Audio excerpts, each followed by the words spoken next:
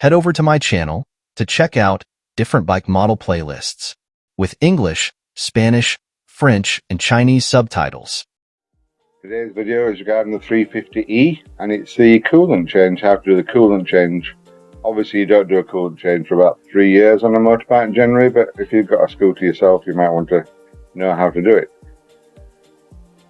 350E basically it shows you the location of the coolant down output pipe through, then the actual coolant top up area. Well, it won't come out of the bottom screw hole until you take the actual cap off the coolant top up area where it's getting to now. So as soon as it releases the cap, then it releases pressure so the actual fluid can release up into the container at the bottom.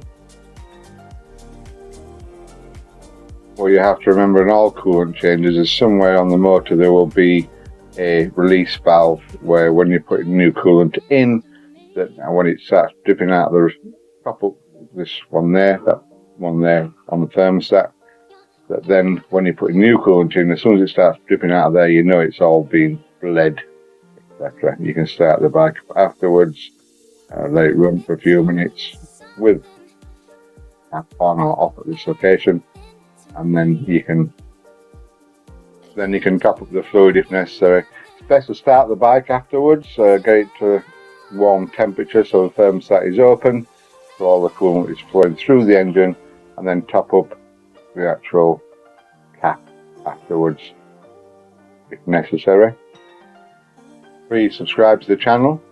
We have over 1,000 videos in our playlist on the channel, so you can view lots of different videos on how to do things to a motorbike or scooter. Thanks for watching. This is Madmick signing off. I'll see you later. Bye for now.